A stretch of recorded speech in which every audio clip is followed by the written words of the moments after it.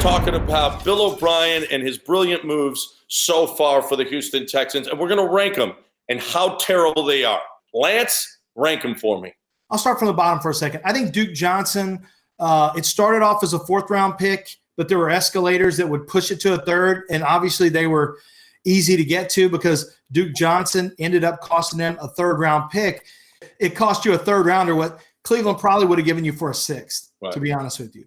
The next one to me, John C., where you have this one, I would say the Clowney or Tunsil deals, because you did get a good player in Tunsil. You did get a good player, but my biggest problem is you gave an outrageous price tag, but you still don't even have him signed yet. You lost all of that leverage. Well, what's three? Clowney to me would be the next one, would be number 3, working my way up. To get a third-round pick for Jadeveon Clowney to me is just not nearly enough. You should have got a second. That one could be fourth and Tunsil third.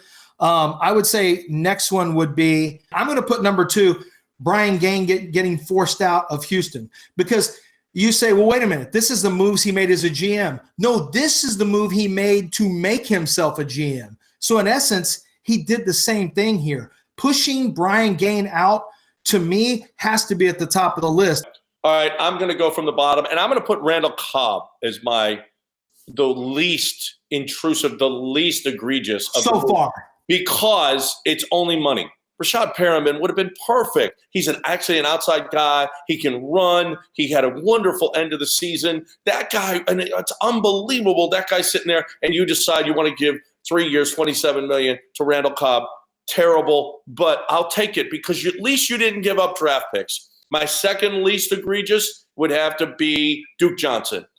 Yeah, you gave up too much. You gave up a third rounder, and you paid him a little bit more. The money thing aside, okay, $5 million. That's bad. It's bad. But it was only a third rounder, and you can live with that. Clowney is next on my deal. Had you just paid him here, you would have had his production, and you could have gotten a third rounder after he left in free agency. How stupid is this? I know you can't stand him, Bill O'Brien. Can you please do what's best? Don't you always say, Bill O'Brien, we're going to do what's best for our football team? And yet you are the worst at doing what's best for your football team, keeping good football players.